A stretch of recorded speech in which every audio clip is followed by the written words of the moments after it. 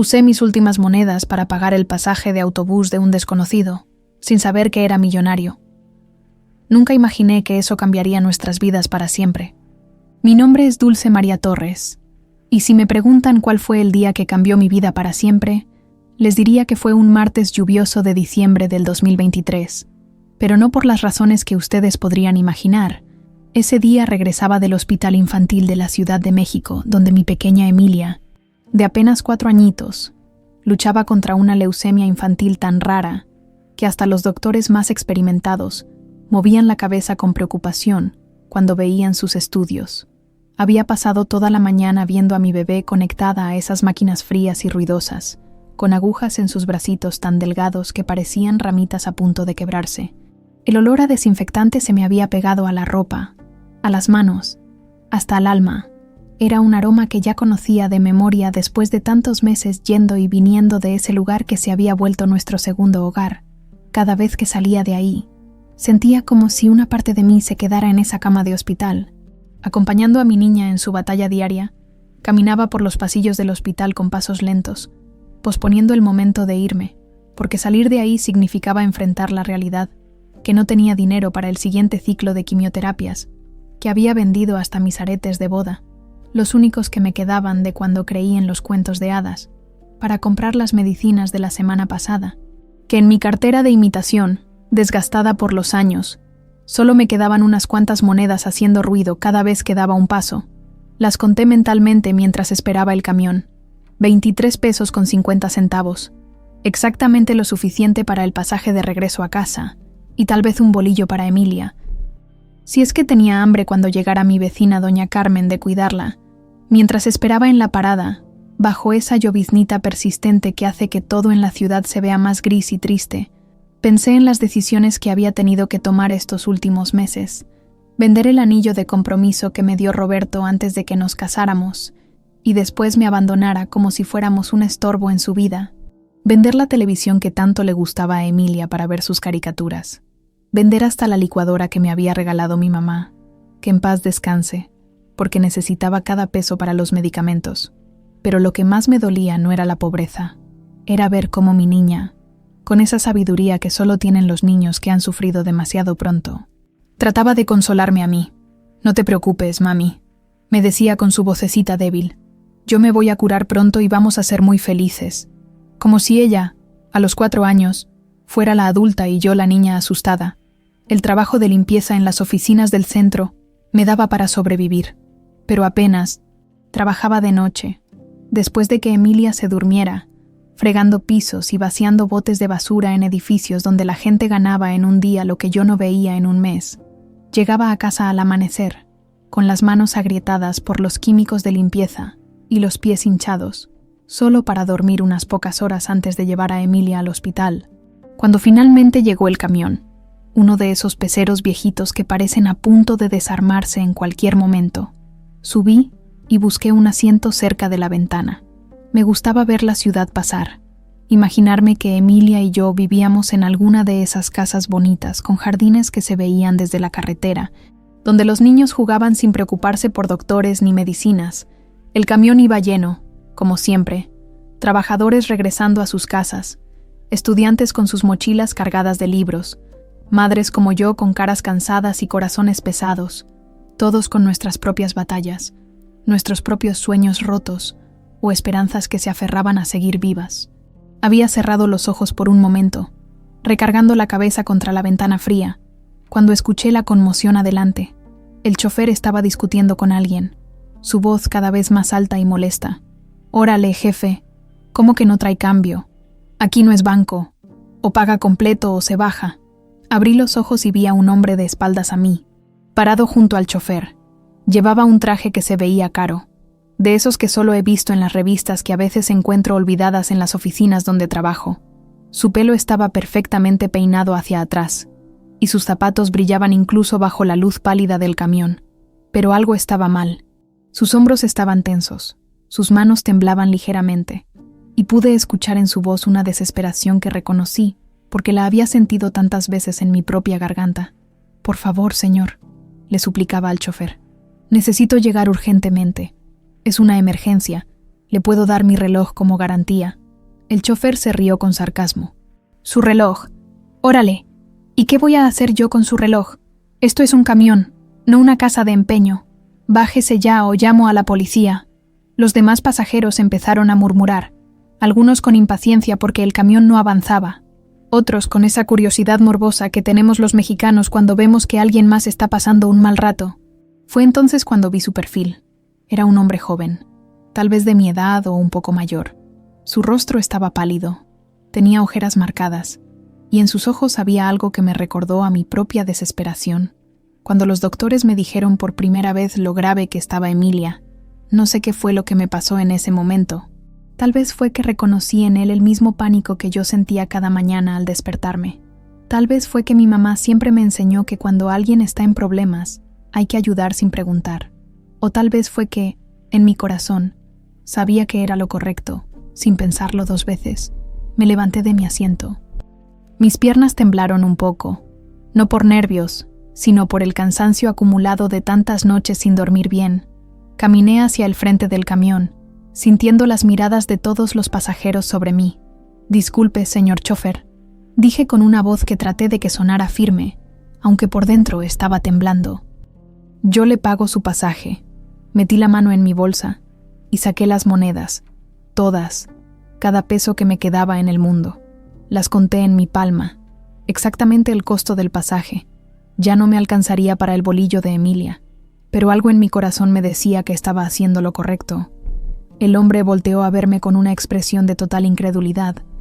Sus ojos, que eran de un café muy claro, casi dorado, se llenaron de una gratitud tan profunda que me llegó directo al alma. «No puedo aceptar», comenzó a decir. «Ya está hecho», le dije, entregándole las monedas al chofer, quien las recibió refunfuñando algo sobre gente rara. El hombre se sentó en uno de los asientos delanteros y yo regresé al mío. Durante todo el resto del viaje, pude sentir su mirada sobre mí, pero no volteé a verlo. No sabía por qué había hecho lo que hice. Solo sabía que, a veces, cuando uno no tiene nada, lo único que puede dar es bondad. Cuando finalmente llegué a mi parada y me bajé del camión, no tenía idea de que acababa de cambiar 2 destinos para siempre. No sabía que ese hombre elegantem con las manos temblorosas y la desesperación en los ojos se convertiría en la respuesta a todas mis oraciones. Solo sabía que al llegar a casa, tendría que explicarle a doña Carmen por qué no había traído nada para la cena, y que mañana tendría que encontrar la manera de conseguir dinero para el siguiente tratamiento de Emilia. Nunca imaginé que esas monedas que entregué sin pensar 2 veces serían las que unirían nuestros destinos para siempre. Ahora que lo pienso, hay momentos en la vida que quedan grabados en la memoria con una claridad que duele. Cada detalle, cada sonido, cada emoción. El momento en que vi a ese hombre siendo humillado en el camión es uno de esos recuerdos que puedo revivir como si fuera una película en cámara lenta. Cuando me levanté de mi asiento para acercarme al frente del camión, mis piernas se sentían como gelatina, no por miedo, sino por puro agotamiento. Llevaba semanas durmiendo solo 3 o 4 horas por noche, dividiendo mi tiempo entre cuidar a Emilia durante el día y trabajar limpiando oficinas hasta el amanecer. Mi cuerpo ya estaba acostumbrado a funcionar con reservas que ni sabía que tenía, pero había algo en la postura de ese hombre que me hizo olvidar mi propio cansancio. Estaba parado frente al chofer con la espalda muy recta, tratando de mantener su dignidad incluso mientras le suplicaba.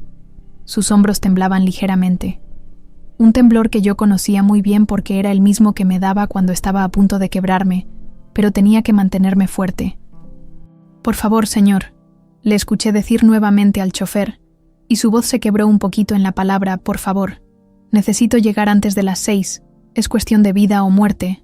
El chofer, un hombre mayor con bigote gris y cara de pocos amigos, se rió con esa risa cruel que tienen algunas personas cuando ven sufrir a otros.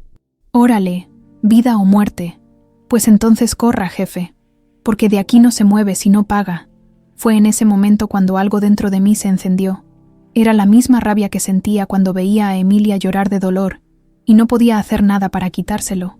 La misma impotencia de cuando Roberto nos abandonó, diciéndome que no había firmado para esto, cuando le dijeron que Emilia estaba enferma.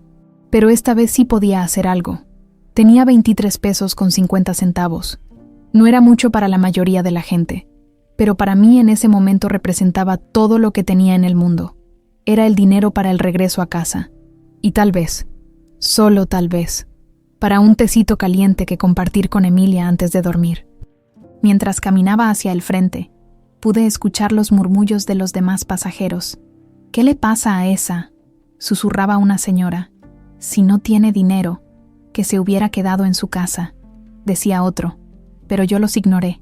En mi mente solo estaba la imagen de mi niña preguntándome por qué hay gente mala en el mundo. Y yo siempre le contestaba que por eso teníamos que ser nosotros los buenos.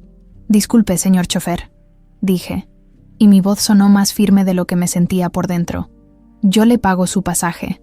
El chofer me miró como si hubiera dicho algo en chino. «¿Usted está segura, güerita?», asentí, y saqué mis monedas.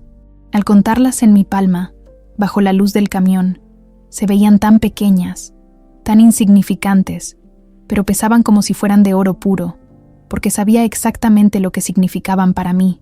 Fue entonces cuando el hombre volteó completamente hacia mí. Por primera vez pude ver su cara completa, y lo que vi me dejó sin aliento. No por lo guapo que era, aunque sí era muy atractivo, con esos ojos color miel y esas facciones marcadas, sino por la expresión de absoluta incredulidad y gratitud que tenía.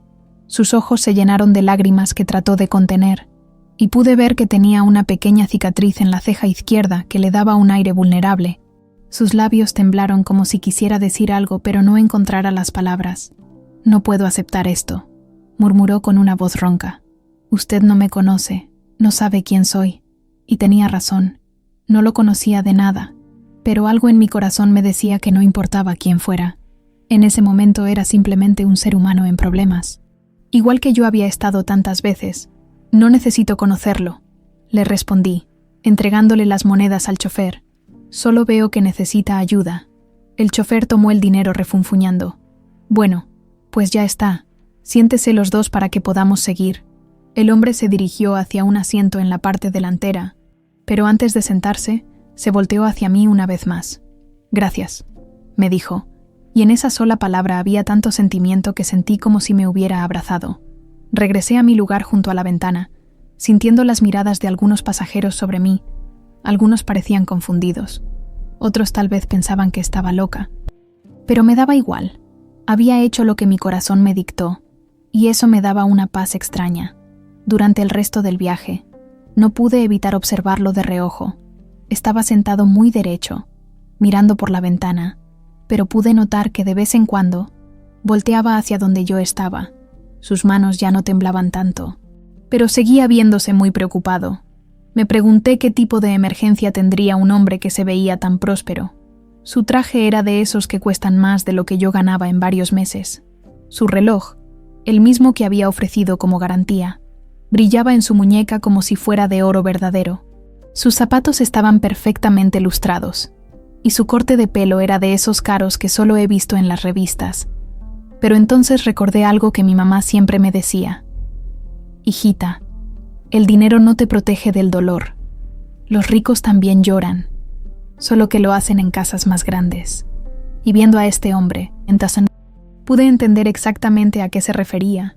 Había algo en su manera de moverse, en cómo sus ojos se veían perdidos mirando por la ventana, que me recordaba a mí misma en mis peores momentos, cuando Roberto se fue y me dejó sola con una bebé enferma, cuando los doctores me dijeron por primera vez lo grave que estaba Emilia, cuando me di cuenta de que tal vez no podría salvarla.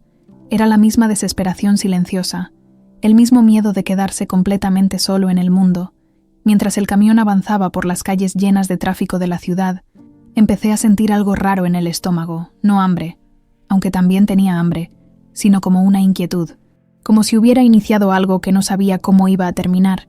¿Y si este hombre era peligroso? ¿Y si había hecho algo malo y por eso no tenía dinero? ¿Y si mi acto de bondad había sido una tontería? Pero después miraba hacia él y veía cómo se limpiaba discretamente los ojos con el dorso de la mano, tratando de que nadie se diera cuenta, y todas mis dudas se desvanecían, fuera quien fuera, fuera cual fuera su problema. En ese momento era solo un ser humano sufriendo. Cuando llegó mi parada, me levanté y caminé hacia la puerta. Al pasar junto a él, escuché que murmuró: «Dios la bendiga». tan bajito que casi no lo oí, pero lo oí, y esas palabras se me quedaron grabadas en el corazón. Me bajé del camión bajo la llovizna que seguía cayendo, sintiendo el peso de lo que acababa de hacer. No tenía dinero para cenar. No sabía cómo iba a conseguir para el transporte del día siguiente, pero extrañamente me sentía completa, como si hubiera hecho exactamente lo que tenía que hacer, mientras caminaba hacia mi casa, un departamentito de 2 cuartos, en una vecindad que había visto mejores días. No podía quitarme de la cabeza los ojos dorados de ese hombre y la gratitud tan profunda que había visto en ellos. No sabía que esa decisión, tomada en un impulso del corazón, estaba a punto de cambiar mi vida de maneras que ni en mis sueños más locos hubiera podido imaginar. Si alguien me hubiera dicho que los siguientes 3 días después de ese encuentro en el camión serían los más largos y desesperantes de mi vida, no les habría creído. Después de todo, ya había vivido momentos muy difíciles.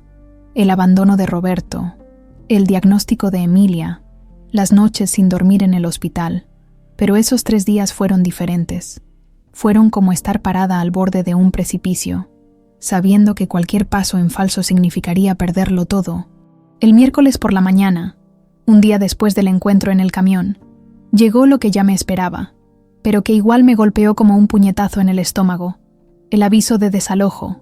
El dueño de la casa, don Evaristo, tocó a mi puerta a las 7 de la mañana, con ese papel amarillento en la mano y una expresión que mezclaba pena con fastidio. «Ay, Dulce María», me dijo moviendo la cabeza, «ya sabes que no me gusta hacer esto, pero ya van 3 meses que no me pagas. Te doy hasta el viernes para que te pongas al corriente, o van a tener que buscar otro lugar». 3 meses, 90 días de retrasos que se habían acumulado como una montaña imposible de escalar. Cada mes había llegado a suplicarle que me diera más tiempo, prometiéndole que la siguiente semana, el siguiente 15, seguramente conseguiría el dinero. Y él, que conocía a Emilia desde que era un bebé, siempre había cedido con un suspiro resignado, pero ya no podía seguir siendo paciente. Su esposa se lo había dejado muy claro, y yo no podía culparlo. Él también tenía familia que mantener.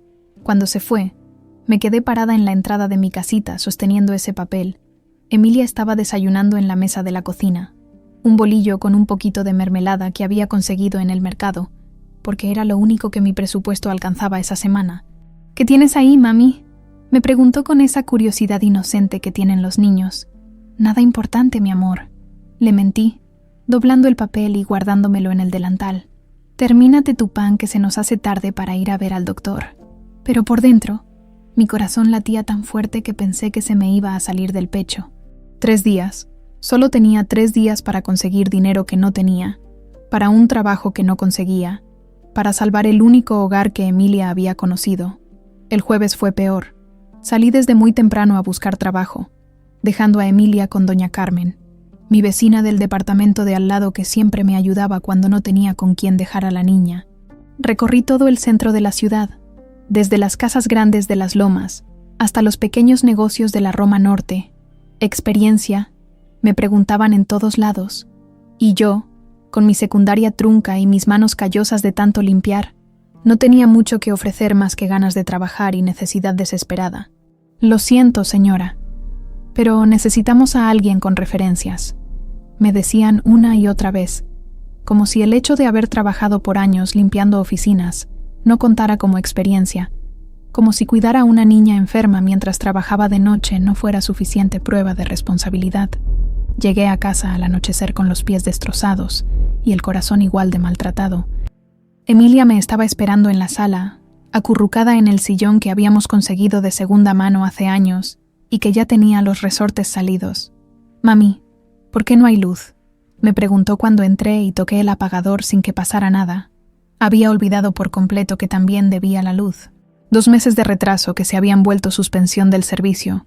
Me senté junto a ella en la oscuridad, tratando de no llorar delante de mi niña. «Se descompuso, mi amor. Mañana viene el señor a arreglarla», le dije, abrazándola contra mi pecho.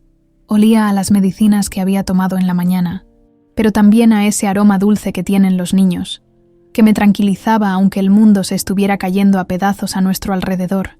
«¿Y si prendemos una velita?», Me sugirió con esa sabiduría que solo tienen los niños que han aprendido a adaptarse a las circunstancias, como cuando hay fiesta. Esa noche cenamos a la luz de una vela que encontré en el fondo de un cajón, compartiendo un paquete de galletas saladas y un vaso de agua. Emilia me contó sobre su día con doña Carmen, sobre las caricaturas que habían visto en la televisión de ella, sobre cómo había ayudado a darle de comer a los gatos de la azotea. Yo la escuchaba tratando de grabar cada detalle en mi memoria, porque no sabía si después del viernes tendríamos más noches así, juntas en nuestra casita. No sabía dónde íbamos a dormir, dónde iba a bañar a mi niña, dónde iba a guardar sus medicinas. El viernes por la mañana me desperté con una determinación extraña. Era el último día, y ya no tenía nada más que perder. Decidí hacer una cosa que nunca había hecho: pedir ayuda directamente. Fui a la iglesia de Santa María, donde había bautizado a Emilia, y hablé con el padre Miguel. Le conté toda mi situación, sin esconder nada. Él me escuchó con esa paciencia infinita que tienen los buenos sacerdotes, y al final me dijo que iba a preguntar entre los feligreses si alguien necesitaba empleada doméstica. Pero Dulce María, me dijo tomándome las manos, no pierdas la fe. Dios nunca nos manda pruebas que no podamos superar. En ese momento, me costó mucho trabajo creerle. Sentía que ya había superado demasiadas pruebas para una sola vida. Regresé a casa como a las 2 de la tarde, resignada a empacar nuestras pocas pertenencias.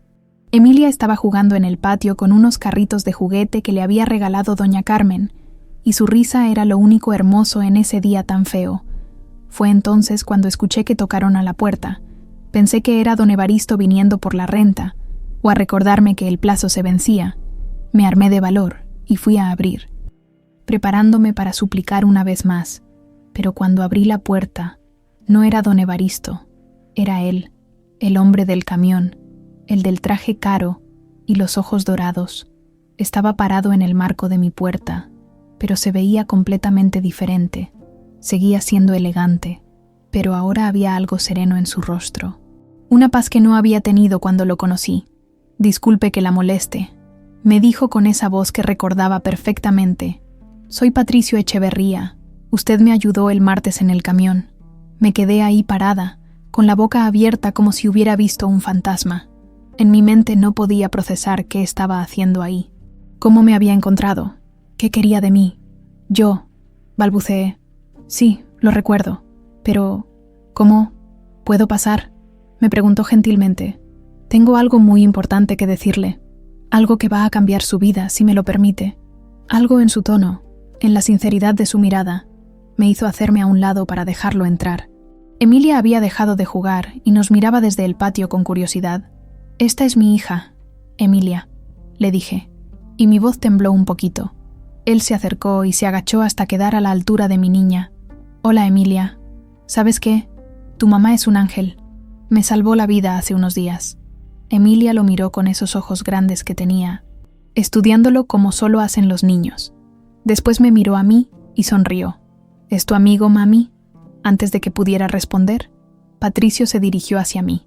Dulce María, me dijo, y el hecho de que supiera mi nombre me sorprendió tanto que no pude reaccionar. Usted me salvó cuando yo más lo necesitaba. Ahora déjeme salvarla a usted también. Y así comenzó la conversación que cambiaría nuestras vidas para siempre. Ahora que recuerdo esos primeros días como esposa de Patricio, me dan ganas de reír y de llorar al mismo tiempo. Era como si me hubieran puesto en una obra de teatro sin darme el guión, esperando que improvisara el papel de mi vida sin meter la pata. La propuesta que me había hecho Patricio esa tarde en mi casa sonaba a cuento de hadas. Un trabajo como administradora de una de sus propiedades, con un salario que no solo cubriría el tratamiento completo de Emilia, sino que nos daría una vida digna. A cambio, yo tendría que fingir ser su esposa en eventos sociales y reuniones de negocios durante 6 meses, hasta que él recuperara su reputación y sus empresas. Es solo actuación.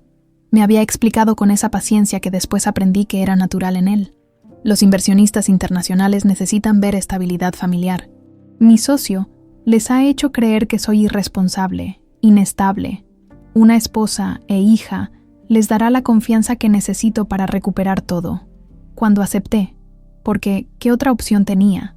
No imaginé lo difícil que sería. No era solo fingir amor donde no lo había. Era todo un mundo nuevo con reglas que yo no conocía, con códigos que nunca nadie me había enseñado.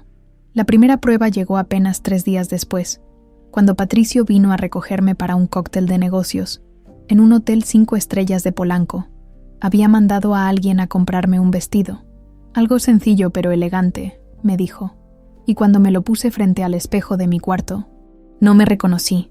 «Te ves hermosa, mami», me dijo Emilia desde la cama, donde estaba acostada viendo una película en la tablet nueva que Patricio le había regalado. Los mejores doctores ya la estaban atendiendo, y por primera vez en meses, mi niña tenía color en las mejillas, pero yo me sentía como una impostora. El vestido azul marino me quedaba perfecto, los zapatos de tacón bajo eran cómodos, incluso el maquillaje que me había hecho una señora muy amable se veía natural. Por fuera parecía una dama de sociedad, por dentro seguía siendo Dulce María, la que limpiaba oficinas de noche y contaba monedas para el camión. Cuando llegué al lobby del hotel del brazo de Patricio, sentí que todos los ojos se clavaron en nosotros. Él estaba guapísimo con su smoking negro, y caminaba con esa seguridad que solo tienen las personas acostumbradas a este tipo de eventos. Yo trataba de imitarlo, pero cada paso me parecía demasiado ruidoso, cada movimiento demasiado llamativo. «Tranquila», me susurró al oído mientras nos acercábamos al grupo de invitados. «Solo sonríe y déjame hablar a mí. Tú eres perfecta tal como eres». Pero no me sentía perfecta. Me sentía terriblemente fuera de lugar cuando las otras señoras me miraban de arriba abajo, estudiando mi vestido, mi peinado, mi manera de hablar. Podía escuchar sus susurros disfrazados de educación. ¿Quién es ella? Nunca la había visto antes. ¿De dónde habrá salido? El momento más vergonzoso llegó durante la cena. Habían puesto la mesa con más cubiertos de los que yo había visto en toda mi vida. Tenedores de diferentes tamaños, cuchillos que no sabía para qué servían, copas que parecían delicadas obras de arte. Patricio estaba conversando con un inversionista japonés sobre no sé qué proyecto en Asia, y yo trataba de seguir la conversación mientras secretamente observaba a las otras señoras para ver qué cubierto usaban para cada platillo. Cuando llegó el primer tiempo, algo que parecía muy sofisticado pero que yo no tenía idea de qué era, tomé el tenedor que me pareció correcto y traté de comer con toda la elegancia posible, pero la señora sentada frente a mí, una rubia con más joyas que un aparador de joyería, me miraba con una sonrisita burlona. «¿Primera vez en Le Bernardin?», me preguntó con esa falsa dulzura que usan las mujeres cuando quieren humillar a otras mujeres. «Sí», respondí honestamente, porque mentir nunca se me ha dado bien. «Se nota», murmuró, lo suficientemente bajo para que solo yo la escuchara, pero lo suficientemente alto para que las señoras de al lado también se dieran cuenta. Sentí que se me subían los colores a la cara. Quería desaparecer, salir corriendo de ahí, regresar a mi casita humilde donde al menos sabía cómo comportarme, pero entonces sentí la mano de Patricio sobre la mía, apretándola suavemente bajo la mesa.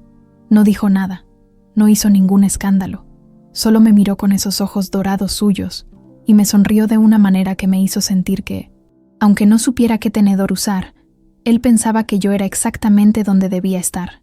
Después de esa noche, decidí que si iba a hacer esto, lo iba a hacer bien, no por la gente presumida que me miraba con desprecio, sino por Emilia, que cada día se veía más fuerte gracias a los nuevos tratamientos. Patricio, que resultó ser mucho más considerado de lo que jamás imaginé, contrató a una señora para que me enseñara protocolo social. Doña Elena era una mujer mayor, muy elegante, que había trabajado en embajadas y conocía todos los secretos de la etiqueta.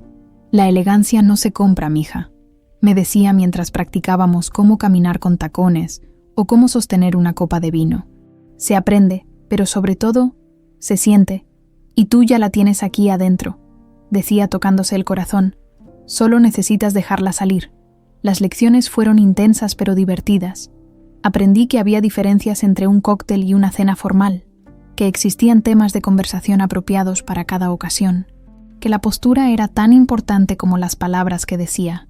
Pero lo más difícil no era aprender las reglas sociales. Lo más difícil era resistirme a enamorarme de Patricio, porque por más que nuestro acuerdo fuera estrictamente profesional, él era, bueno, era imposible no admirarlo, no solo por su físico, que sí estaba muy guapo, sino por cómo era como persona. Era gentil con Emilia, paciente conmigo cuando cometía errores, y tenía una manera de hacerme sentir importante que jamás había experimentado. Cuando llegaba a la casa después del trabajo, siempre preguntaba primero por Emilia. Se sentaba en el suelo con ella a armar rompecabezas o a ver sus caricaturas. Y mi niña se iluminaba cuando lo veía llegar. «Mira, Patricio», le decía enseñándole un dibujo que había hecho. «Es nuestra familia, tú, mami y yo». Y él, en lugar de corregirla o recordarle que solo era un arreglo temporal, se quedaba viendo el dibujo con una sonrisa tan tierna que a mí se me encogía el corazón. Una noche, como al mes de haber empezado este arreglo, encontré a Patricio en la sala leyendo un cuento a Emilia antes de dormir. Ella estaba acurrucada contra él en el sillón, con el cabello que le había empezado a crecer después de las quimioterapias brillando bajo la luz de la lámpara. ¿Y vivieron felices para siempre?, preguntó Emilia cuando él terminó el cuento. «Claro que sí, princesa», le respondió él, besándola en la frente. «Todas las princesas valientes como tú terminan viviendo felices para siempre. ¿Y las mamis de las princesas también?», insistió mi niña con esa curiosidad que siempre tenía. Patricio levantó la vista y me encontró parada en la entrada de la sala. Observándolos, nuestras miradas se cruzaron por un momento que pareció eterno. «Especialmente las mamis de las princesas», respondió sin dejar de mirarme. «Sobre todo cuando son mamis tan valientes como la tuya». Esa noche, después de acostar a Emilia, nos quedamos platicando en la sala hasta muy tarde. Me contó sobre su infancia, sobre cómo había perdido a sus padres muy joven y había tenido que hacerse cargo de los negocios familiares siendo apenas un muchacho. Yo le platiqué sobre mi vida antes de Roberto, sobre mis sueños de estudiar enfermería que tuve que abandonar cuando me embaracé. «Nunca es tarde para retomar los sueños», me dijo esa noche. «Cuando todo esto termine, podrías estudiar si quieres. Yo te ayudaría». Pero lo que no me atrevía a confesarle era que mis sueños habían cambiado. Ya no soñaba con ser enfermera, o con tener una casa propia, o con viajar a lugares lejanos. Soñaba con que esto que teníamos fuera real. Soñaba con que él me mirara como algo más que una empleada haciendo un trabajo. Soñaba con ser verdaderamente su familia. Sin darme cuenta, me estaba enamorando del hombre que había salvado nuestras vidas, y eso no estaba en nuestro contrato. Hay momentos en la vida que se quedan grabados para siempre, no porque sean felices, sino porque son tan aterradores que tu mente los guarda con una claridad dolorosa. La noche de la gala de la Fundación Echeverría fue uno de esos momentos, una noche que comenzó como un cuento de hadas y terminó convirtiéndose en mi peor pesadilla. Era mediados de abril, y llevábamos ya 2 meses con nuestro matrimonio. Emilia estaba cada día más fuerte. Su cabello había crecido lo suficiente para hacerle colitas pequeñas que ella adoraba, y los doctores hablaban de remisión completa con una sonrisa que no habíamos visto en meses. Patricio y yo habíamos encontrado un ritmo cómodo en nuestra relación. Ya no me ponía tan nerviosa en los eventos sociales. Había aprendido a manejar las conversaciones superficiales de la alta sociedad, e incluso algunas de las esposas de sus socios habían empezado a incluirme en sus pláticas. Pero más que eso, habíamos empezado a ser amigos, verdaderos amigos. Por las noches, después de que Emilia se dormía, nos quedábamos platicando en la sala. Él me contaba sobre sus reuniones de trabajo, sus preocupaciones por recuperar completamente la empresa, sus planes para el futuro. Yo le platicaba sobre Emilia, sobre mis miedos de madre, sobre cómo era crecer sin tener mucho dinero pero con mucho amor. Y aunque nunca lo dijimos abiertamente, yo sentía que algo estaba cambiando entre nosotros. La manera en que me miraba cuando pensaba que no me daba cuenta, cómo su mano se demoraba un poco más de lo necesario cuando me ayudaba a bajar del coche, la forma en que sonreía cuando Emilia decía algo gracioso, como si fuéramos realmente una familia. La gala era importante para él. Era la primera vez que aparecería públicamente desde que había empezado a recuperar sus empresas. Y varios inversionistas internacionales estarían presentes. «Si esta noche sale bien», me había dicho mientras nos arreglábamos, «podré recuperar completamente todo lo que perdí». Me había puesto un vestido negro elegante que él había escogido personalmente, con unos aretes de perlas que habían pertenecido a su abuela. Cuando me miré en el espejo antes de salir, por primera vez en mucho tiempo me sentí realmente hermosa, no solo por fuera, sino por dentro. Me sentía como si perteneciera a ese mundo, como si mereciera estar del brazo de un hombre como Patricio. El evento se realizaba en el salón de baile del Hotel Presidente Intercontinental. Con esa elegancia sobria que caracteriza a los eventos realmente exclusivos, había flores blancas por todos lados, una orquesta tocando música clásica en vivo, y meseros que se deslizaban entre los invitados, ofreciendo copas de champán y canapés que parecían pequeñas obras de arte. Patricio estaba radiante esa noche. Se veía seguro, exitoso, como el empresario respetado que había sido antes de los problemas con su socio. Me presentaba con orgullo a cada persona que conocíamos. Mi esposa, Dulce María, decía, y yo había aprendido a sonreír con naturalidad, a estrechar manos con firmeza, a hacer las preguntas correctas en el momento adecuado. Todo iba perfecto, demasiado perfecto. Como después me di cuenta, estábamos conversando con un grupo de inversionistas japoneses, cuando Patricio me disculpó por un momento. «Tengo que saludar a alguien importante», me dijo al oído. «¿Te parece si nos vemos en unos minutos junto a la pista de baile?» Asentí, y me quedé platicando con las esposas de los inversionistas. Una conversación agradable sobre arte y viajes que ya no me intimidaba como antes. Me sentía confiada, relajada, feliz incluso. Fue entonces cuando decidí ir al baño para retocarme el maquillaje. Caminaba por el pasillo alfombrado del hotel, cuando escuché una risa que me heló la sangre. Una risa que conocía demasiado bien, que había escuchado en mis pesadillas durante 5 años. Me detuve en seco, sintiendo cómo se me erizaba toda la piel. No puede ser, pensé. Es imposible. Mi mente me está jugando una mala pasada. Pero cuando llegué al área del bar, donde había menos gente y más espacio, lo vi. Estaba de espaldas a mí, conversando animadamente con un grupo de hombres de negocios, pero reconocí inmediatamente esa postura, esa manera de gesticular con las manos, ese perfil que había amado y después odiado con toda mi alma a Roberto. Pero no era el Roberto que yo recordaba. Este hombre llevaba un traje que costaba más que todo mi guardarropa junto. Tenía el cabello perfectamente peinado hacia atrás, y cuando se volteó ligeramente, pude ver que hasta se había hecho algo en los dientes. Se veía próspero, exitoso, completamente diferente al hombre que me había abandonado diciéndome que no había firmado para cuidar niños enfermos. Me quedé paralizada, escondida detrás de una columna, tratando de procesar lo que estaba viendo. No podía ser coincidencia que estuviera ahí. Roberto nunca había tenido dinero para eventos como este. Nunca había tenido contactos en el mundo empresarial de alto nivel. Fue entonces cuando escuché su voz hablando con otro hombre. Y las palabras que dijo me confirmaron mis peores sospechas. Sí, el proyecto Echeverría va muy bien. Patricio ha demostrado ser más fácil de manipular de lo que pensé. Tener una familia lo ha hecho predecible. Mi corazón se detuvo. El proyecto Echeverría. Patricio, mi esposo falso, cuya vida había estado conectada con la de Roberto mucho antes de que yo siquiera existiera en la ecuación. Traté de acercarme más para escuchar mejor, pero mi pierna se enredó con la tela del vestido y tropecé ligeramente, haciendo ruido contra una silla cercana. Roberto se volteó. Nuestros ojos se encontraron a través del salón, y su expresión cambió completamente. La sonrisa que tenía se convirtió en algo frío, calculador, casi cruel.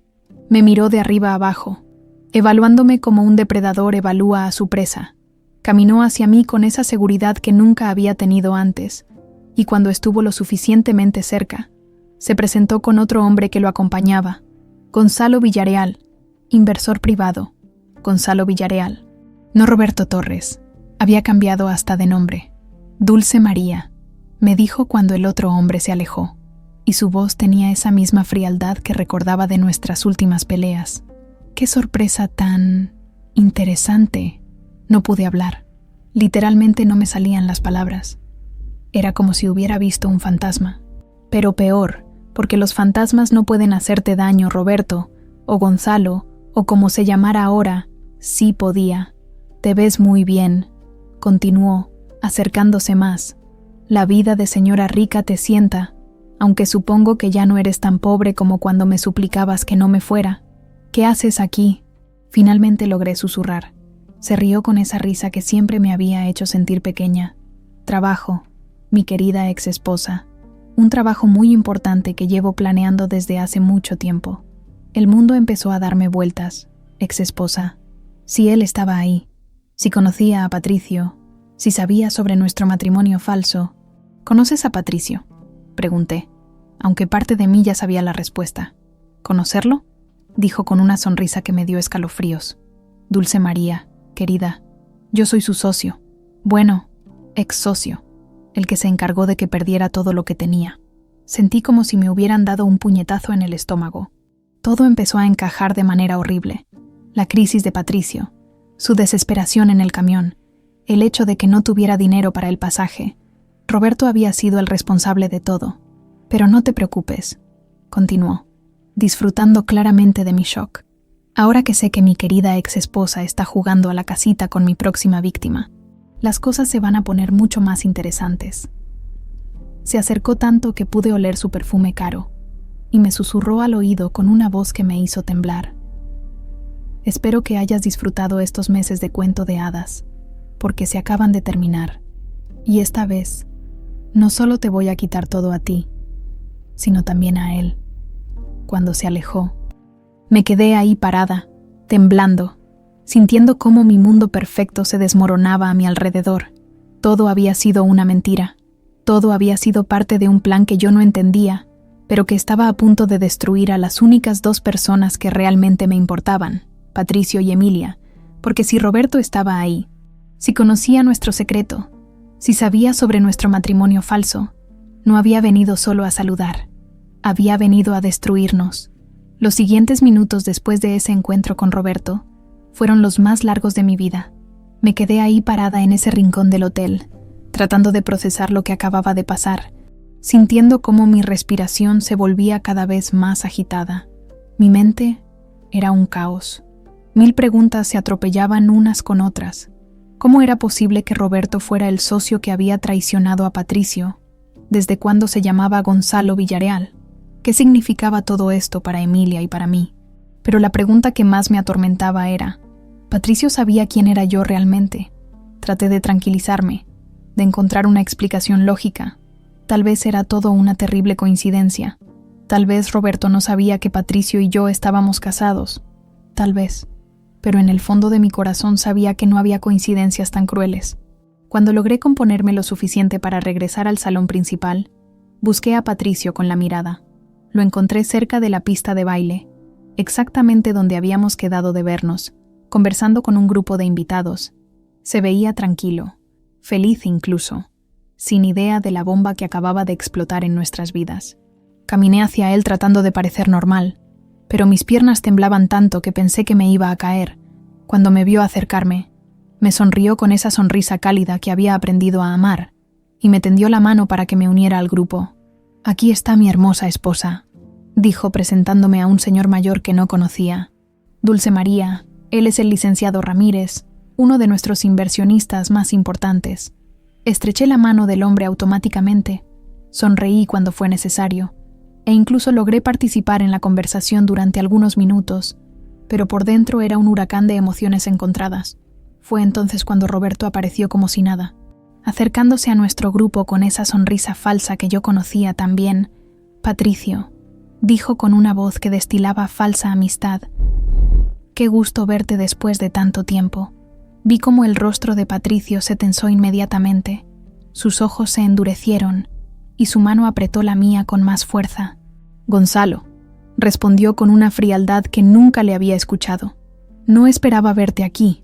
«Bueno, ya sabes cómo son los negocios», dijo Roberto con esa sonrisa que no llegaba a sus ojos. «Siempre hay nuevas oportunidades y nuevas asociaciones». Fue entonces cuando me miró directamente, y yo sentí como si me hubiera clavado un puñal en el corazón. «Por cierto», continuó con una naturalidad que me daba náuseas, «¿no me vas a presentar a tu encantadora esposa?» Patricio me miró, y después miró a Roberto, claramente confundido por la tensión que se sentía en el aire. «Dulce María», dijo con voz tensa. «Él es Gonzalo Villarreal, mi ex socio». «Ex socio», dijo Roberto fingiendo sorpresa. «Qué casualidad. Dulce María y yo también tenemos historia, ¿verdad, querida?» El mundo se me vino encima. Todo el salón, toda la gente, toda la música de fondo desaparecieron. Solo existíamos nosotros tres en esa burbuja de tensión que estaba a punto de explotar.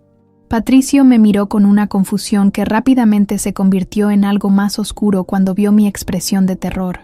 ¿Se conocen?, preguntó con una voz que ya no sonaba como la del hombre gentil que había aprendido a amar. «Conocernos es poco», dijo Roberto con esa crueldad que recordaba demasiado bien. «Fuimos marido y mujer durante 2 años, y tenemos una hija juntos». El silencio que siguió fue ensordecedor. Pude ver cómo las piezas se acomodaban en la mente de Patricio, cómo su expresión pasaba de confusión a shock, y después a algo que parecía traición. «¿Es cierto?», me preguntó con una voz tan baja que apenas la escuché. No pude responder. Las palabras se me atoraron en la garganta como si fuera arena.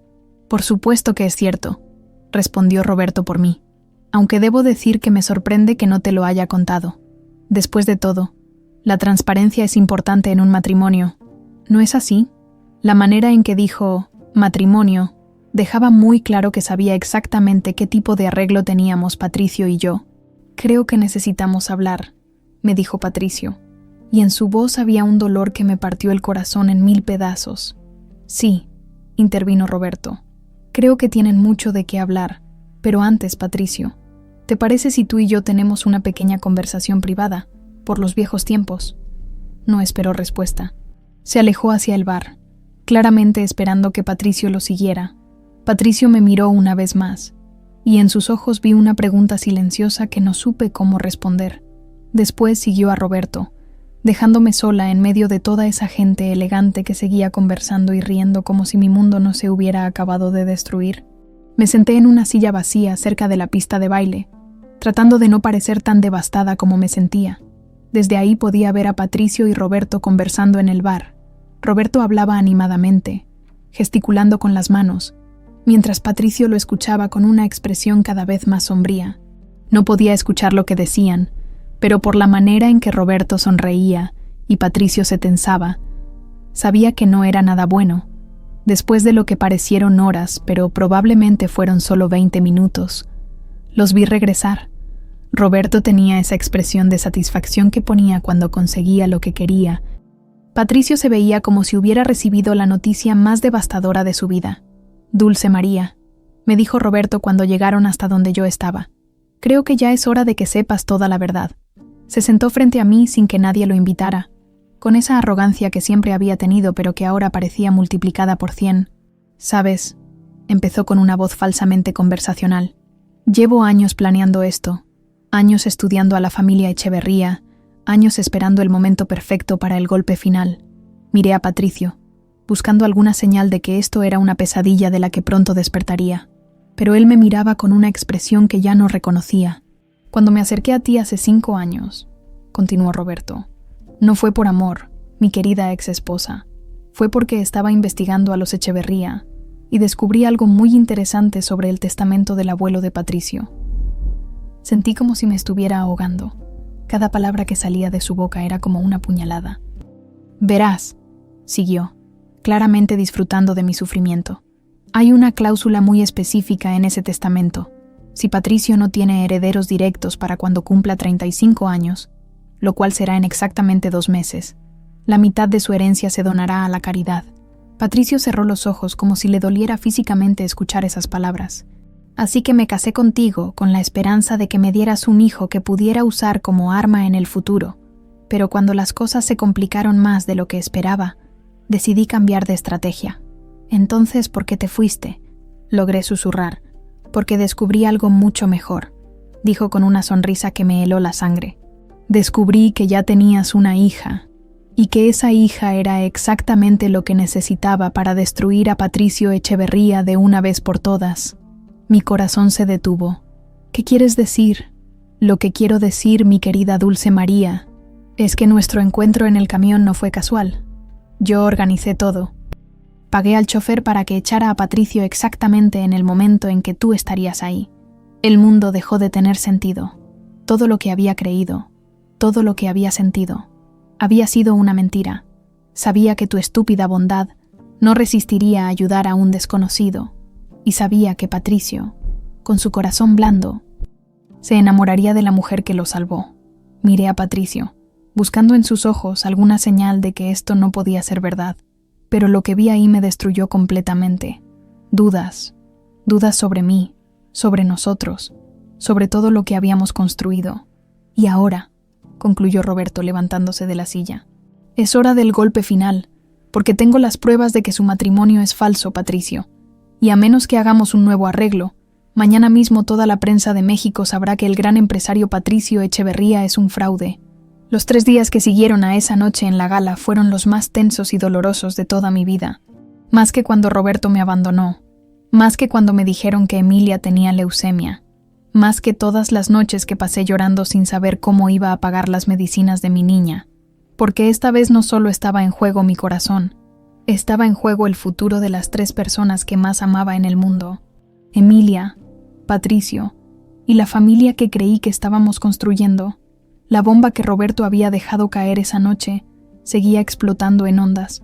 Patricio había insistido en hacer la prueba de ADN inmediatamente, y aunque yo sabía que él no era el padre biológico de Emilia, una parte de mí esperaba secretamente que hubiera algún milagro, alguna explicación que hiciera que todo tuviera sentido. Pero lo que más me dolía no era la prueba en sí, sino la manera en que Patricio me miraba ahora. Ya no había esa calidez en sus ojos dorados. Ya no me sonreía como antes, cuando hablábamos, que era lo mínimo indispensable. Había una distancia entre nosotros que me partía el alma.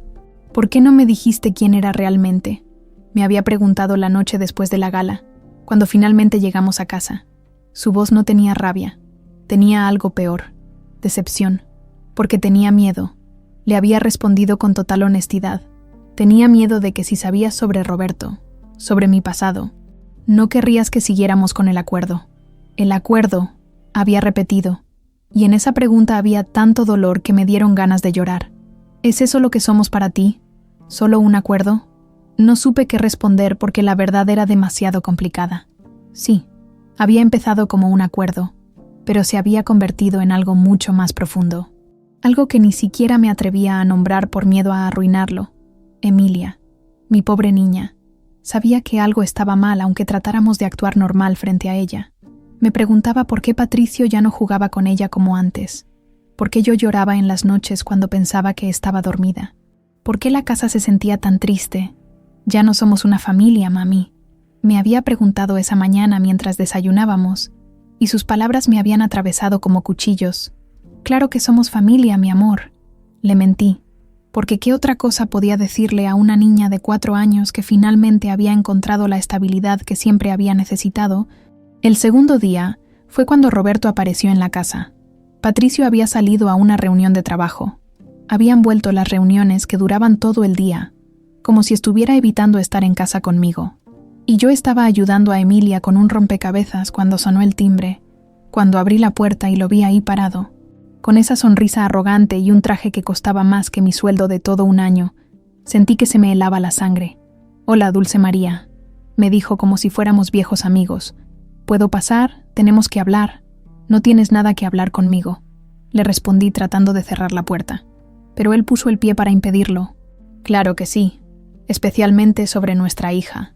Emilia no es tu hija», le dije con toda la firmeza que pude reunir. «Tú mismo lo dijiste cuando te fuiste. No habías firmado para esto». Se rió con esa risa fría que siempre me había puesto la piel de gallina. «Bueno, digamos que he reconsiderado mi posición. Después de todo, un padre tiene derechos, ¿no es así?». Entró a la casa sin que yo lo invitara, mirando todo con esos ojos calculadores que recordaba demasiado bien. Emilia lo vio desde la sala y se escondió detrás del sillón, con ese instinto que tienen los niños para detectar el peligro. «Bonita casa», comentó tocando cosas que no le correspondían. «Patricio sí que te está tratando bien, aunque supongo que eso va a cambiar muy pronto». «¿Qué quieres, Roberto?» «Gonzalo», me corrigió. «Y lo que quiero es muy simple. Quiero que me ayudes a terminar lo que empecé». Se sentó en el sillón como si fuera su casa. Y yo me quedé parada manteniendo la distancia entre nosotros. «Verás», continuó, «Patricio es más testarudo de lo que pensé. Creí que con saber la verdad sobre ustedes sería suficiente para que me devolviera todo lo que es mío por derecho. Pero parece que necesita un poco más de persuasión. No voy a ayudarte a lastimar a Patricio», le dije, aunque mi voz temblaba. «¿Lastimarlo?», fingió sorpresa. «No, yo no quiero lastimarlo. Solo quiero lo que me corresponde. y tú me vas a ayudar a conseguirlo. Fue entonces cuando sacó unos papeles de su saco y los puso sobre la mesa de centro. Pruebas de paternidad, me explicó con esa sonrisa cruel. Documentos que prueban que Emilia es mi hija, claro. Son falsos, pero están muy bien hechos, lo suficientemente convincentes para que cualquier juez me dé la custodia. Sentí que se me iba el aire de los pulmones. No puedes hacer eso. Claro que puedo, a menos que... Se recargó hacia adelante. Me ayudes a convencer a Patricio de que es mejor para todos que coopere conmigo. Y si no lo hago, si no lo haces, no solo destruiré a Patricio revelando que su matrimonio es falso, también me llevaré a Emilia conmigo. Y te aseguro que una madre soltera con antecedentes de pobreza extrema no tiene muchas posibilidades contra un empresario exitoso, con recursos ilimitados. Esa noche no pude dormir. Me quedé despierta viendo a Emilia dormir, memorizando cada detalle de su carita tranquila, preguntándome si sería la última vez que la vería así, sin preocupaciones, segura en su cama. Patricio llegó muy tarde, como había estado haciendo los últimos días, cuando pasó por el cuarto de Emilia para darle las buenas noches. Lo único que seguía haciendo igual que antes. Lo vi desde la puerta observándola con una expresión que no pude descifrar. ¿Todo bien?, me preguntó cuando salió del cuarto, y fue la primera vez en días que su voz sonaba genuinamente preocupada. Roberto vino hoy, le dije sin más preámbulos. Vi cómo su cuerpo entero se tensó. ¿Qué quería? Le conté sobre los documentos falsos, sobre las amenazas de quitarme a Emilia, sobre el chantaje. Patricio me escuchó en silencio, y cuando terminé, se quedó callado por un largo rato. No va a llevarse a Emilia, me dijo finalmente, y en su voz había una determinación férrea que no había escuchado antes. Te lo prometo. Pero ¿y si los documentos convencen a un juez? ¿Y si... Dulce María, me interrumpió, y por primera vez en días me miró directamente a los ojos. No sé qué va a pasar entre tú y yo después de todo esto. No sé si puedo perdonarte por no contarme la verdad desde el principio, pero sí sé esto. Emilia es nuestra familia, y nadie va a destruir nuestra familia. Al día siguiente llegaron los resultados de la primera prueba de ADN. Como esperaba, confirmaban que Patricio no era el padre biológico de Emilia, Roberto tampoco, pero el doctor nos dijo algo que no esperábamos. Los marcadores son inusuales. Vamos a necesitar hacer una prueba más específica para estar completamente seguros. ¿Más específica cómo?, preguntó Patricio. Una que analice marcadores genéticos más profundos.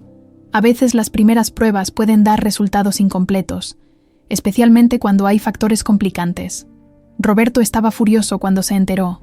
¿Qué factores complicantes?, exigió saber. ¿Por qué necesitan más pruebas? Pero el doctor se negó a dar más detalles hasta tener los resultados completos. Durante esos 3 días de espera, algo extraño pasó. Emilia, mi niña sabia, dijo algo que cambió todo.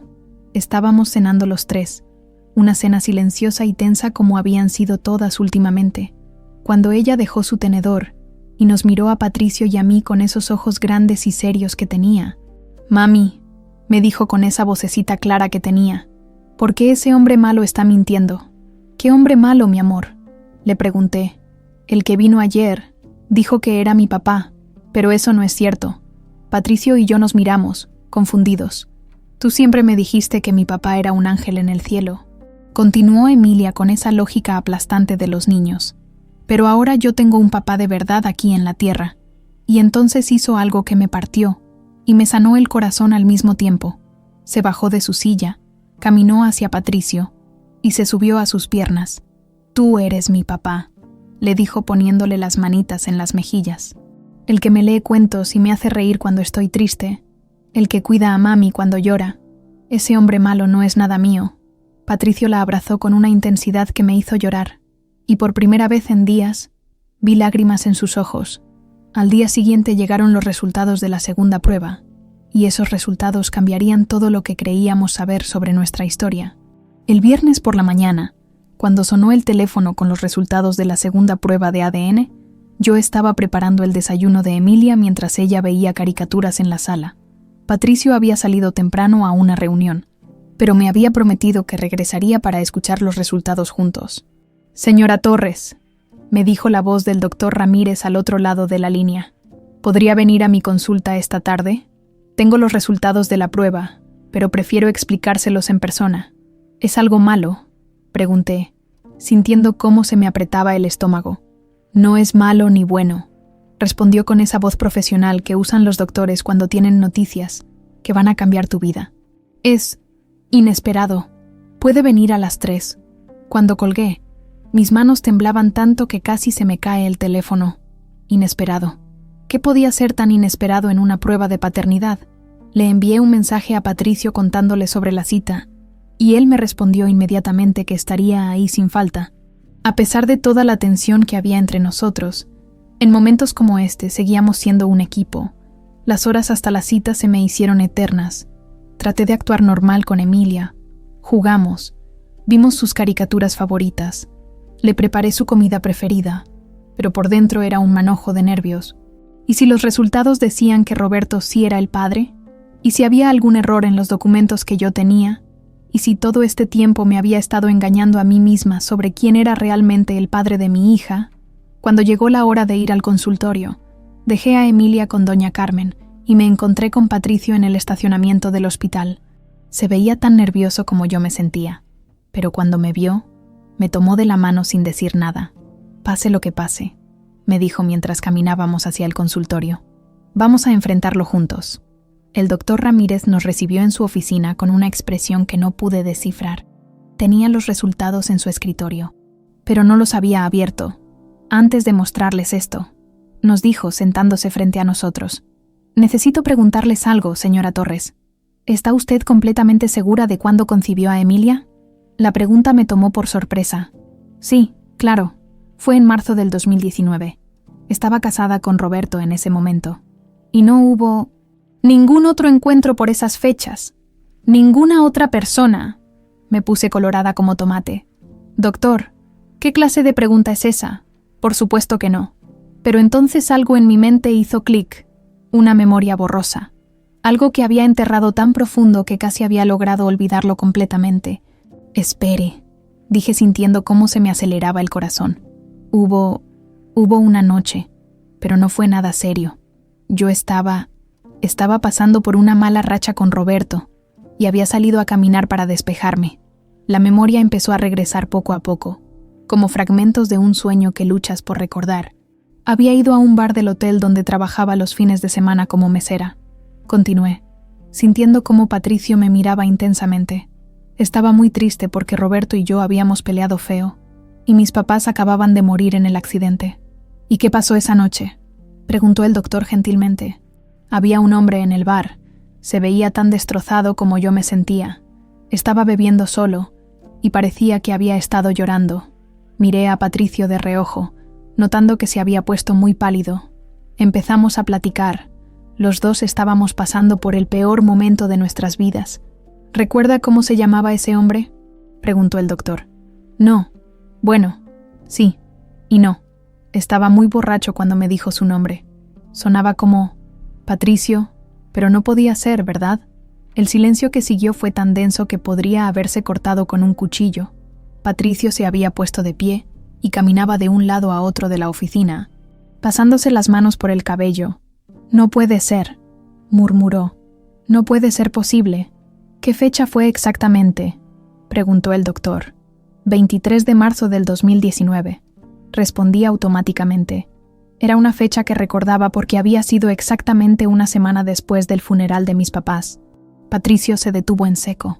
«Dios mío», susurró, volteándose hacia mí con una expresión de total shock. Ese día descubrí que Victoria me había estado engañando con mi mejor amigo. Me emborraché como nunca en mi vida. «Victoria», pregunté confundida. «Mi novia de entonces. Íbamos a casarnos en 2 meses». Se sentó pesadamente en la silla, como si las piernas no lo sostuvieran. Esa noche me fui al bar del Hotel Presidente, porque no quería estar solo en mi casa. Los dos nos miramos como si nos estuviéramos viendo por primera vez. «Doctor», dije con una voz que ya no reconocía como mía. «¿Está diciendo que...?» El doctor abrió el sobre con los resultados y nos los mostró. «La prueba es concluyente», dijo con una voz profesional que no lograba ocultar su asombro. Señor Echeverría, usted es el padre biológico de Emilia. El mundo se detuvo.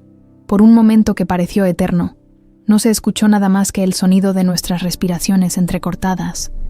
¿Cómo es posible? Logré susurrar. No puede ser. Yo me casé con Roberto un mes después de esa noche. Cuando me enteré de que estaba embarazada, asumí que los cálculos médicos pueden ser confusos, explicó el doctor. Y si usted estaba pasando por mucho estrés emocional, es posible que su ciclo se haya alterado, haciendo que calculara mal las fechas. Patricio me miraba con una expresión que mezclaba incredulidad, emoción y algo que parecía alivio profundo. Por eso, continuó el doctor, la primera prueba mostró marcadores inusuales.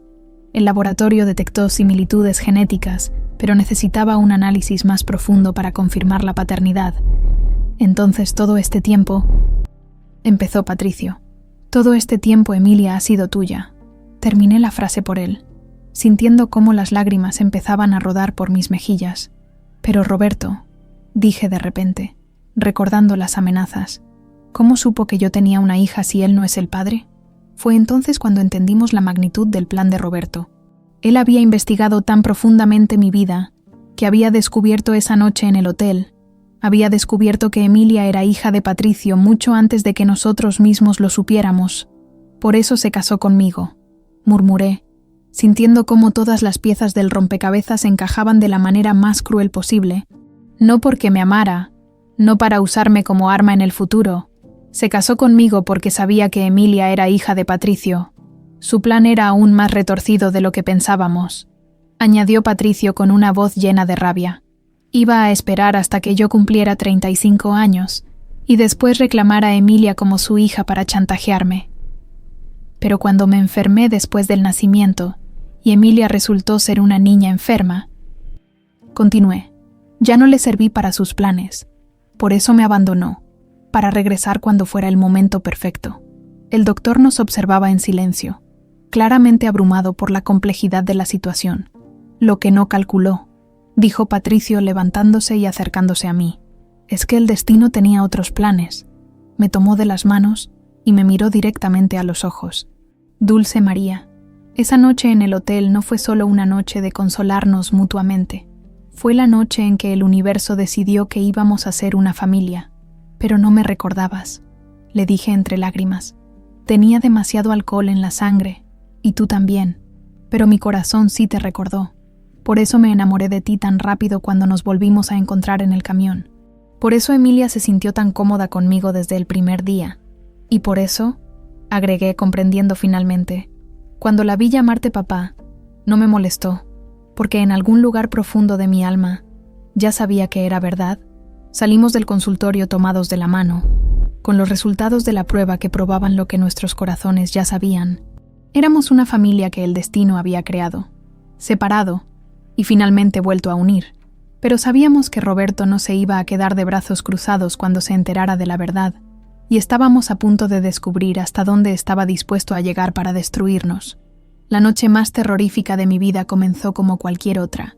Era sábado, 2 días después de recibir los resultados del ADN, y por primera vez en semanas me sentía verdaderamente feliz. Patricio, Emilia y yo habíamos pasado la tarde en el parque, actuando por fin como la familia que realmente éramos. Emilia se veía radiante. Su cabello había crecido lo suficiente para hacerle 2 colitas pequeñas que se movían mientras corría hacia los columpios. Los doctores habían confirmado que estaba en remisión completa, y cada día que pasaba, se parecía más a una niña normal de 4 años que solo quería jugar y reír. «Mira, papá Patricio», le gritaba desde lo alto del resbaladero. «Voy a volar como un pájaro». Y Patricio, mi Patricio, la esperaba abajo con los brazos extendidos, sonriendo con esa felicidad pura que solo había visto en él cuando estaba con nuestra hija, porque ya era nuestra hija oficialmente. Habíamos ido al registro civil esa mañana para iniciar los trámites de reconocimiento de paternidad. El abogado nos había explicado que, dado que los exámenes de ADN eran concluyentes y que Roberto nunca había registrado oficialmente a Emilia como su hija, el proceso sería relativamente sencillo. En 2 semanas máximo, nos había dicho. Todo estará legalizado, pero Roberto no sabía nada de esto todavía. Habíamos decidido mantenerlo en secreto hasta que todos los papeles estuvieran firmados. No queríamos darle oportunidad de inventar alguna nueva maldad para detenernos.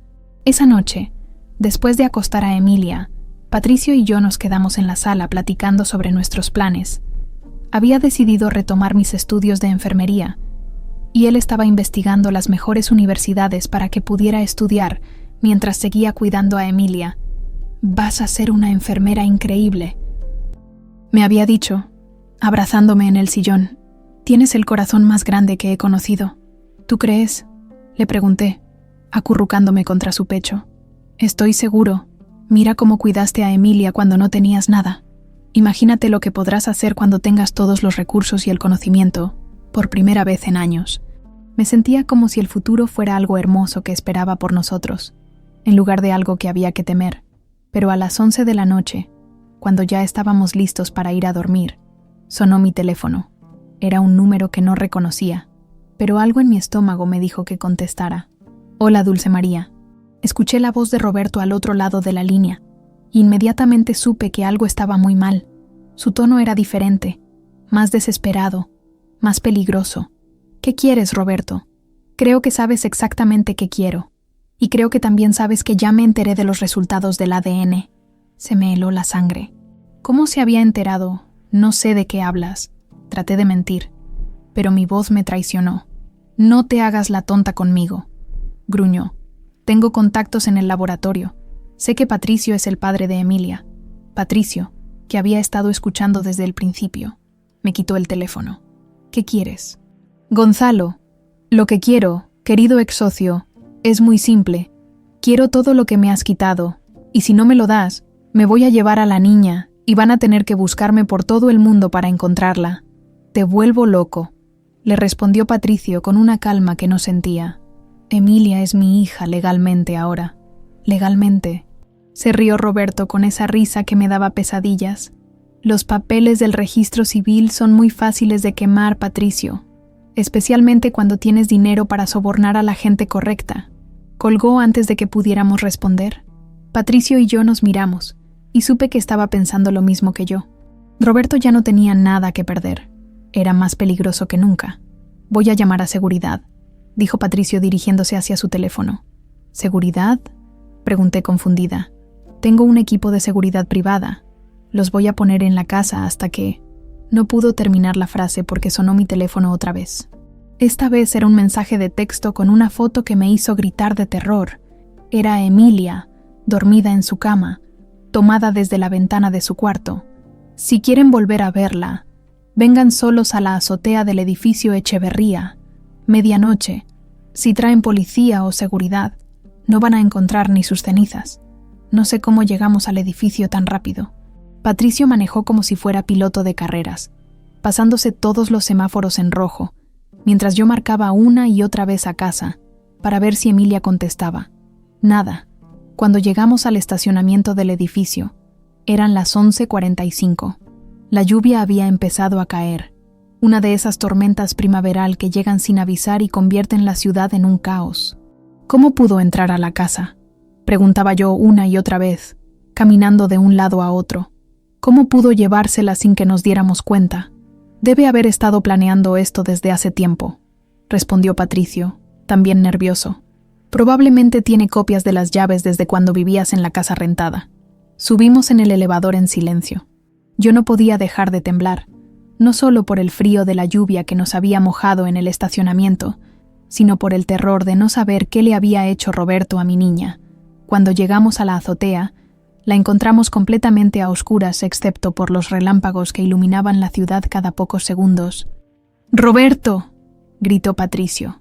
«Ya estamos aquí. Suelta a la niña». Una luz se encendió en el extremo opuesto de la azotea. Roberto estaba ahí parado y tenía a Emilia en brazos. Mi niña estaba despierta pero se veía confundida y asustada. «¡Mami!», gritó cuando me vio, tratando de soltarse de los brazos de Roberto. «Tranquila, princesa», le dijo Roberto con una voz falsamente dulce. «Solo vamos a hablar un poquito con tu mami y con... Bueno, supongo que ahora puedo decir tu papá». Caminamos hacia ellos lentamente, con las manos donde Roberto pudiera verlas. «Ya tienes lo que querías. le dijo Patricio cuando estuvimos lo suficientemente cerca. Estamos aquí. Ahora deja ir a Emilia. Lo que quería, se rió Roberto, y pude ver que tenía los ojos rojos, como si hubiera estado bebiendo o usando algo peor.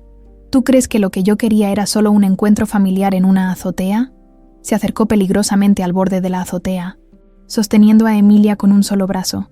Lo que yo quería era destruirte completamente, Patricio, y ahora que sé que esta niña es realmente tu hija, puedo hacerte el daño más grande de tu miserable vida. Roberto, por favor, le supliqué. Ella no tiene nada que ver con esto. Es solo una niña. Solo una niña, gritó, y su voz se perdió entre el sonido de la lluvia y los truenos. Esta niña es todo. Es tu heredera, Patricio. Es la razón por la que vas a conservar toda la fortuna que debería ser mía. Fue entonces cuando entendí la magnitud de su locura. No solo quería lastimar a Patricio, quería eliminarnos a todos para quedarse con todo. «Si no puedo tener la empresa», gritó acercándose aún más al borde, «entonces nadie puede tenerla». «Roberto, no», grité corriendo hacia él. Pero Emilia, mi niña valiente, había estado escuchando todo, y con esa determinación que solo tienen los niños que han enfrentado cosas terribles, gritó con toda la fuerza de sus pulmones.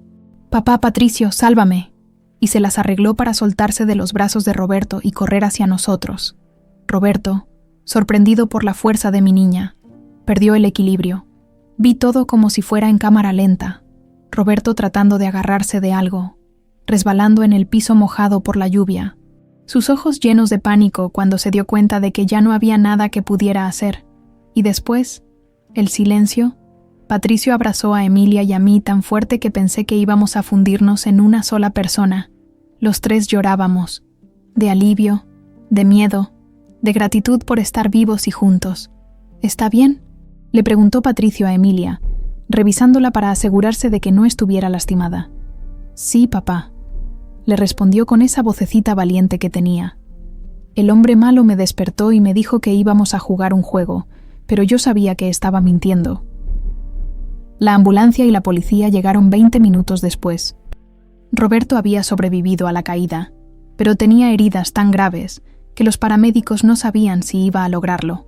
«Es mejor así», me dijo Patricio esa noche, cuando finalmente llegamos a casa y acostamos a Emilia. Si hubiera muerto, Emilia habría cargado con esa culpa toda su vida. Roberto sobrevivió, pero quedó paralizado de la cintura para abajo, desde el hospital. Confesó todos sus crímenes a cambio de una sentencia reducida. Nunca más volvería a ser una amenaza para nuestra familia, y nosotros, finalmente, pudimos empezar a vivir la vida que el destino había querido darnos desde el principio. Un año después de esa noche terrible en la azotea, estoy sentada en el jardín de nuestra nueva casa, viendo a Emilia jugar con sus muñecas, mientras espero a que Patricio regrese del trabajo. Pero hoy es un día especial. Hoy es el 6º cumpleaños de mi niña, y también el día en que oficialmente se convierte en Emilia Echeverría Torres. Los trámites de adopción finalmente terminaron la semana pasada. Patricio quiso que conservara mi apellido también, porque eres la mujer más valiente que conozco, me había dicho, y quiero que Emilia siempre lo recuerde. Cuando pienso en todo lo que hemos vivido desde aquella tarde en el camión, a veces me parece imposible que sea real, que de verdad esté casada con el hombre más maravilloso del mundo, que Emilia esté completamente sana y feliz, que tengamos esta casa hermosa llena de risas y amor. La boda verdadera fue 6 meses después de la pesadilla con Roberto. Fue una ceremonia pequeña e íntima en el jardín de la casa que Patricio compró para nosotros. Una casa con un patio grande donde Emilia puede correr y jugar, con una cocina enorme donde puedo experimentar con nuevas recetas, y con una biblioteca donde Patricio y yo leemos juntos en las noches. Emilia fue mi dama de honor, por supuesto. Llevaba un vestido rosa que ella misma escogió y una corona de flores que había hecho en la escuela, cuando el sacerdote nos preguntó si queríamos decir nuestros votos personales. Emilia se adelantó y dijo: «Yo también tengo algo que decir». Se paró entre nosotros dos, nos tomó de las manos, y con esa seriedad que tienen los niños cuando dicen algo muy importante, declaró: «Ahora somos una familia de verdad para siempre, y nadie nos va a separar nunca». No hubo un solo ojo seco en toda la ceremonia. Los negocios de Patricio no solo se recuperaron completamente, sino que crecieron más de lo que él había soñado. Resultó que muchos inversionistas habían estado esperando a que se deshiciera de Roberto para volver a trabajar con él. Sabíamos que ese tipo era malo, le confesó uno de los inversionistas japoneses, pero no sabíamos cómo decírtelo sin pruebas. Yo empecé mis estudios de enfermería en septiembre, y aunque a veces es difícil balancear las clases con cuidar a Emilia y ser esposa, nunca me he sentido más realizada.